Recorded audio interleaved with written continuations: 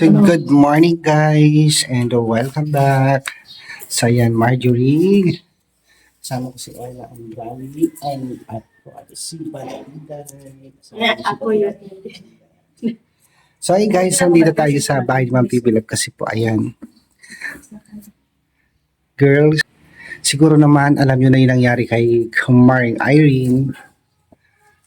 Dahil ayan, sabi nga hindi na daw siya babalik ng Abra. Yung reaction nyo sa nangyari kay Irene? Ang kami na kami kumain pero siyempre nalulungkot talaga ako. Kami naiyak pa nga ako nung isang araw. Namimiss ko siya pero ang iniisip ko din kasi nasabi na talaga niya na hindi niya kaya.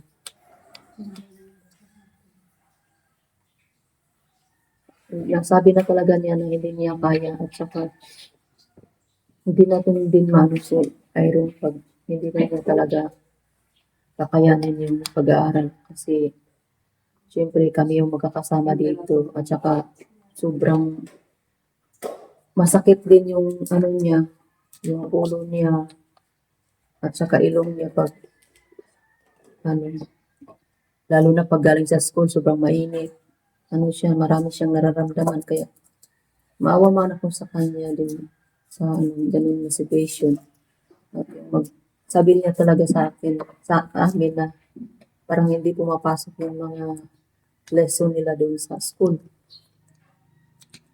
Pero sa amin dito, tinulungan naman din namin siya. Minsan lang po kasi may mga kanya-kanyang mga ano. Pero kung mayroon naman time, tinutulungan. Pag wala na talaga kasi sobrang busy din, hindi namin natutulungan siya. Pero nung dito pa siya talaga, sinasabi talaga niya na hindi niya kayang mag-aral. Siguro mga ano pa nun, first sem ng first year. Sobrang sakit ng ulo niya. Marami siyang nararamdaman. Kaya naiintindihan ko talaga si Irene. Kaya ang masasabi ko lang sa iyo rin na maghanap ka ng trabaho dyan. Marami pa namang matrabahoan. Pwede kang maano mo yung mga anak mo dyan. Basta lang, patuloy mo lang yung mga kahit kasipagan mo at kabaitan mo sa kapwa-tao. At kami, nalulungkot talaga kami na umalis ka dito. Siyempre, ilang years naman tayo nagsama. Malapit na mag 4 years tayo dito kaya minsan parang kami na lang apat na talaga. Mananibago talaga kami. Lalo na pag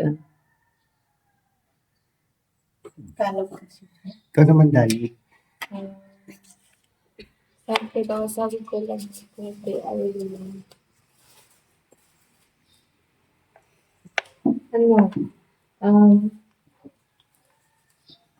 Naintindihan ko naman po si Ate Irene kasi saksi po ako sa lahat ng mga paghihirap niya sa school. Lalo na sa pag major na nila. May mga friend naman si Ate Irene na tumutulong sa kanya. Pero pag absent yung mga friend niya, kawawa talaga si Ate Irene. Tsaka, din, minsan din, nahihiya siya sa school kasi maraming may mga, hindi naman siya nagbubuli, pero sensitive kasi si Ate Irene pagdating sa pag mag-report siya tapos may mga tumatawa, gano'n. Kaya nahihiya siya, doon siya nahihirapan. Saka, din, mas nahihirapan talaga siya pag walang tumutulong sa kanya, lalo na walang yung mga friend niya. Kaya naintindihan ko si friend. Pero, sabi ko lang, sayang talaga yung opportunity. Kaso, naintindihan ko naman yun talaga yung Ate Irene. Kung talaga yung, may reason niya kung bakit siguro may umuwi siya. Ikaw, Marjorie.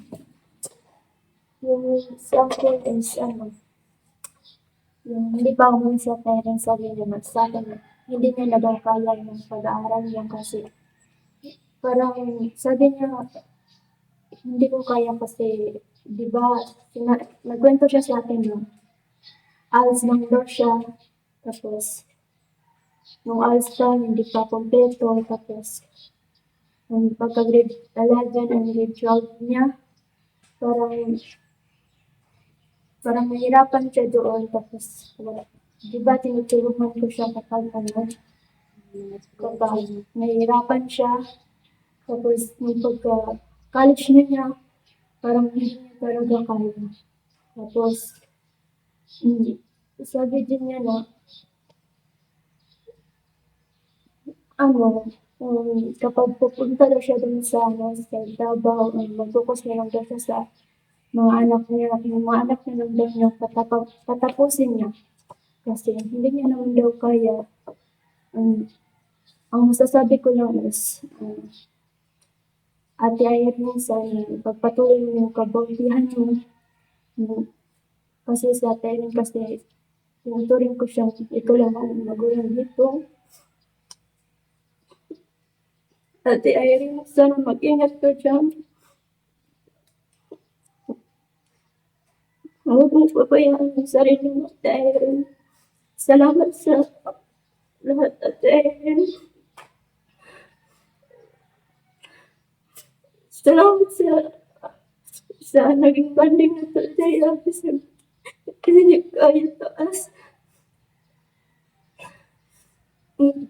Yun lang, I miss you, Ate Irene. Naiyak na ako.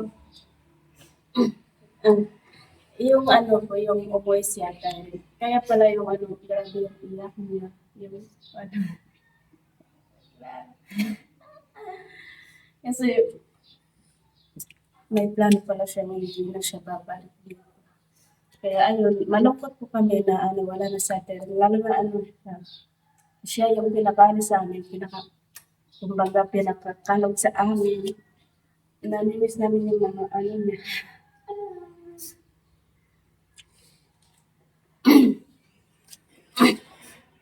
Namimiss namin yung mga banding namin kay Ate Irene. Kaya Ate Irene, thank you so much. And pagbutihan mo na lang yung buhay mo dyan. Mag-focus ka na lang sa mga anak mo. Magtrabaho ka ng mabuti para sa anak mo. Kung hindi mo magkaya yung pag-aaral mo, magtiyaga ka na lang sa buhay para may possible pa na gumanda yung buhay.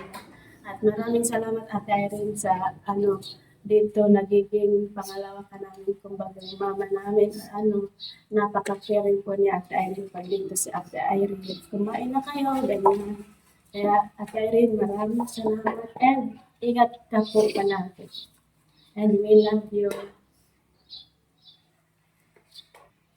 So yun guys, andito naman si Auntie Belen. Auntie, anong masasabi mo sa pag-alis or dahil hindi na babalik si Irene dito? Gulat na nga ako kasi hindi na siya babalik. Ang sabi niya, babalik, pero hindi naman siya babalik. Pag hindi ka na bumalik, Irene, dito, sana matutunan mo yung mga ginagawa natin dito. Dapat, alam ko marami ka naman natutunan pagtira mo dito. At sana, mag-ingat ka dyan. Huwag mong pabayaan yung sarili mo. Mahal na mahal ka namin dito. Kung yan ang desisyon mo na hindi ka na babalik dito, okay lang yun. Kasi yan ang desisyon mo. Pagbutihin mo na lang yung sarili mo dyan. Huwag kang magpabaya. I-focus mo lang sa mga anak mo para sila na lang ang magagabayan mo yan sa mga pag-aaral nila. Sana maligaya ka na sa dyan na nakatira. Huwag mo kaming kalimutan dito na nagmamahal sa'yo.